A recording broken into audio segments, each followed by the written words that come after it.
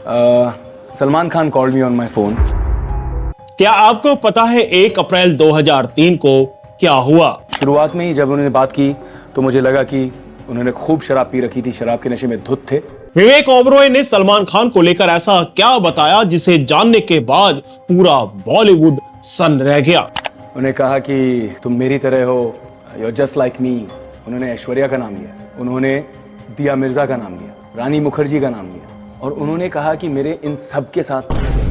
विवेक ओबरॉय ने बताया कि उस रात सलमान खान पूरे तरीके से नशे में धुत थे और सलमान खान ने 41 बार विवेक ओबरॉय को कॉल किया और रात के 12 बजे से लेकर सुबह के 5 बजे तक सलमान खान विवेक ओबरॉय को धमकाते रहे।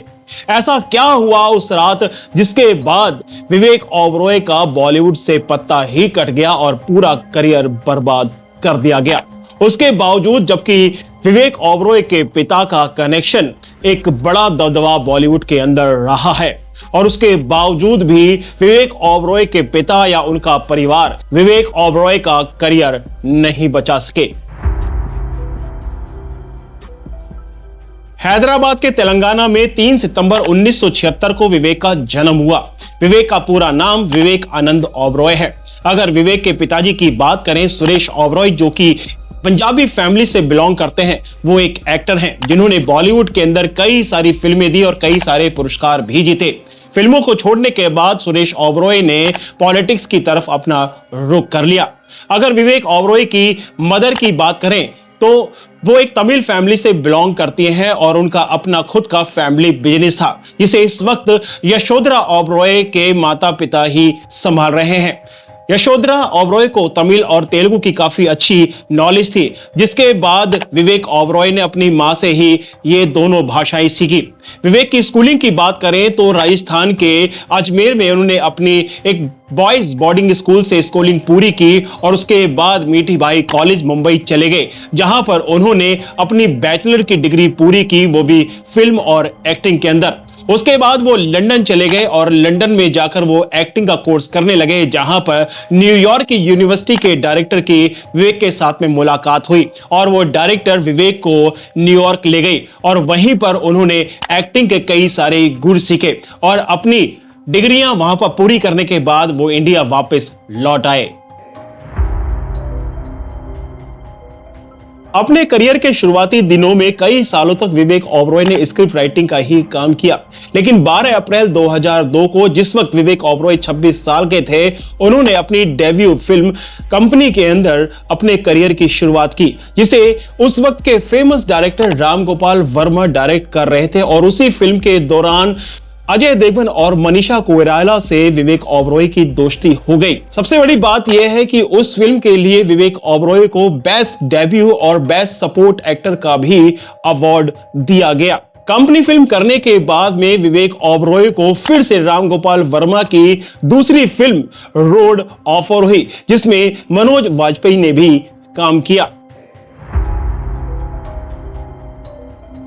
20 दिसंबर 2002 यशराज फिल्म्स बैनर के तले एक फिल्म आई थी साथिया, जिसमें विवेक ओबरॉय ने काम किया था और साथिया फिल्म ने ही विवेक ओबरॉय के करियर को 4 चांद लगा दिए थे। विवेक ओबरॉय की जबरदस्त एक्टिंग की वजह से विवेक ओबरॉय को बेस्ट एक्टर के लिए नॉमिनेट भी किया गया।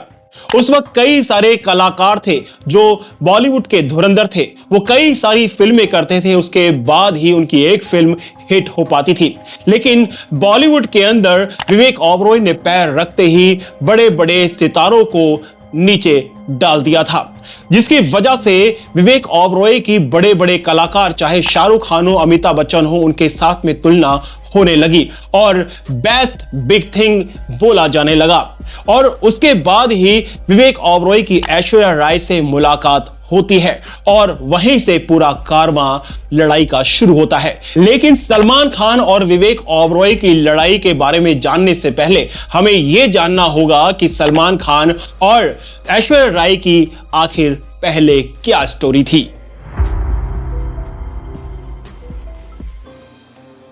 यह सिलसिला शुरू होता है 1997 से, जिस वक्त सलमान खान ऐश्वर्या राय को डेट कर रहे थे। लेकिन उससे ही कुछ साल पहले ऐश्वर्या राय 1994 में मिस वर्ल्ड का खिताब जीत चुकी थी और वो फिल्मों में एक्टिंग के लिए ट्राई कर रही थी। लेकिन आपको एक बात जानना बहुत जरूरी है कि सलमान खान ऐश्वर्या राय को डेट करने से पहले दो और लड़कियों को भी घुमा रहे थे। उनमें से एक ऑफिशियल गर्लफ्रेंड है संगीता बिजलानी, जिनके साथ में सलमान खान 8 साल तक रिलेशन में रहे थे। और सलमान खान ने एक इंटरव्यू में खुद बताया था कि हमारी शादी के कार्ड भी छप गए थे। Sangeeta's the cards were printed, yeah. Yeah, that I know. Yeah. And then it didn't happen.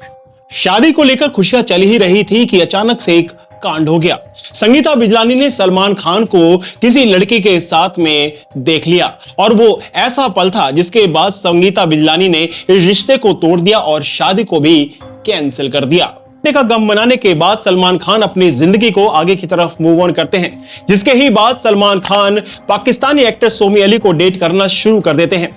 ये एक दूसरे से मिलना शुरू कर देते हैं, जिसकी भनक मीडिया को लग जाती है और इन दोनों के रिश्ते की चर्चा चारों तरफ होने लगती है। लेकिन किस्मत को कुछ और ही मंजूर था।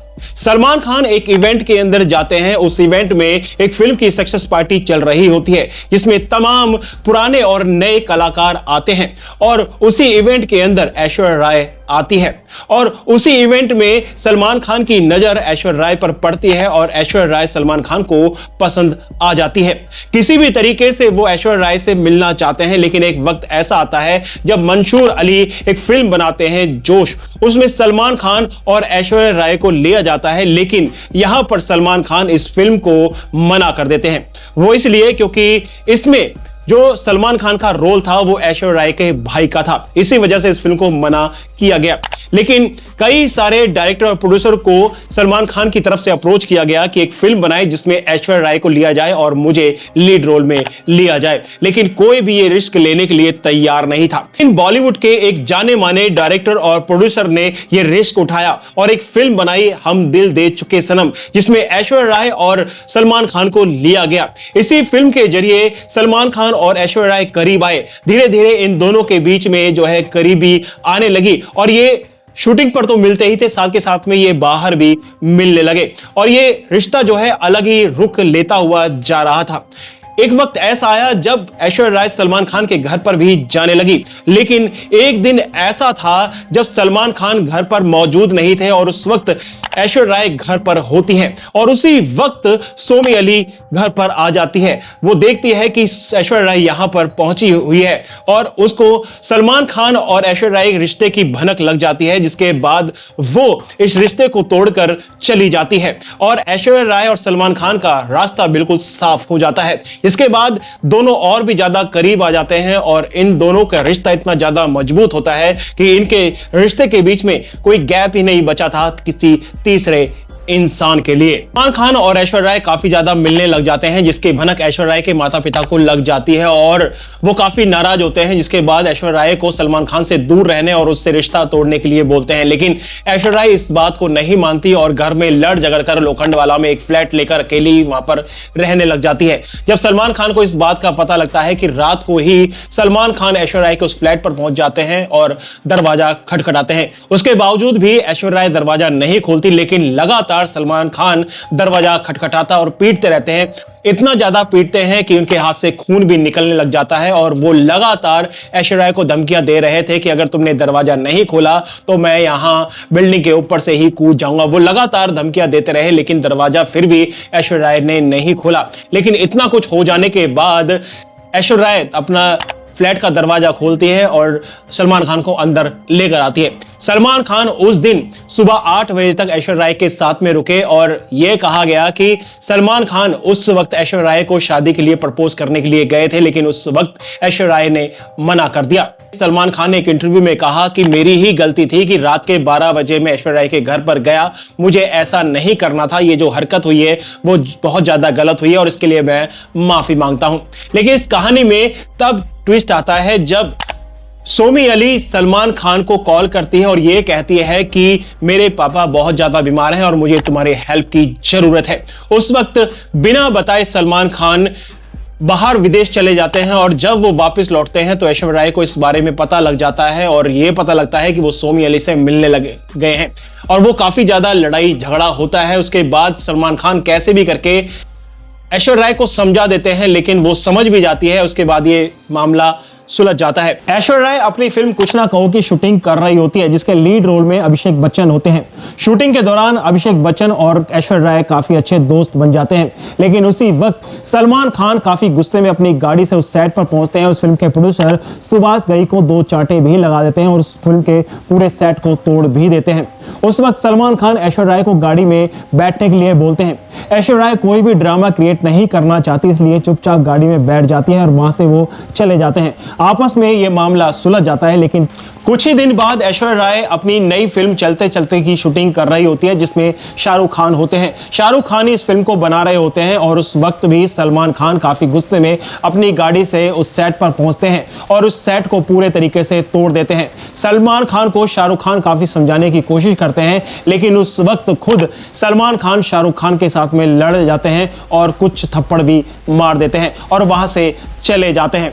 इस चीज को लेकर काफी लोगों के अंदर डर बैठा हुआ था और कोई भी ऐश्वर्या राय को फिल्म नहीं दे रहा था, क्योंकि सभी लोगों को यह डर था कि कोई ना कोई ड्रामा क्रिएट होगा, हमारी पिटाई होगी और इस फिल्म का सेट भी तोड़ दिया जाएगा। धीरे धीरे ऐश्वर्या राय का करियर डाउन होता जा रहा था, जिसको लेकर काफी ज्यादा डिप्रेस हो चुकी थी ऐश्वर्या राय। लेकिन एक वक्त ऐसा आता है 28 सितंबर 2002 का, जिस दिन सलमान खान काफी नशे में थे और गाड़ी चला रहे थे और उन्होंने एक आदमी पर गाड़ी चलाई और उसको मार दिया। उसके बाद सलमान खान जेल में चले जाते हैं और वो जो है जेल में रहते हैं। और उसके बाद ऐश्वर्या राय एक इंटरव्यू देती है और इंटरव्यू में वो बताती है कि सलमान खान ने मुझे काफी मारा पीटा, और इस बात से वो कन्फेस भी कर देती है। इसके बाद सभी लोग ये समझ लेते हैं कि ऐश्वर्या राय और सलमान खान के बीच में ब्रेकअप हो चुका है, इनके बीच में कोई भी रिश्ता नहीं रहा। लेकिन धीरे धीरे वक्त बीतता गया और उसके बाद में ऐश्वर्या राय ने एक फिल्म की जो कि विवेक ओबरॉय के साथ में थी, और विवेक ओबरॉय के साथ में फिल्म करते करते दोनों के बीच में करीबियां बढ़ गई और करीबियां इतनी ज़्यादा बढ़ गई कि इन दोनों का रिश्ता धीरे धीरे आगे की तरफ जा रहा था। और ये बात जो है सलमान खान को बिल्कुल पसंद नहीं आ रही थी। ऐश्वर्या राय और विवेक ओबरॉय काफ़ी ज़्यादा मिलने लगे और ये करीबी इतनी ज़्यादा हो गई कि ये बात शादी तक पहुँच गई थी। लेकिन सलमान खान को इस बात से बहुत ज़्यादा परेशानी हो रही थी और उसके बाद जो है सलमान खान विवेक ओबरॉय से लड़ जाते हैं और ये लड़ाई यहीं से शुरू होती है और इसका एंड इस तरीके से होता है कि विवेक ओबरॉय का करियर पूरे तरीके से ख़त्म कर दिया जाता है। तो ये सारी चीज़ें आपके सामने हैं और इसी तरीके से सलमान खान की लड़ाई हुई। कितना ज़्यादा प्यार करते थे ऐश्वर्या राय से सलमान खान, लेकिन अपनी ही गलती की वजह से सलमान खान ने ऐश्वर्या राय को खो दिया।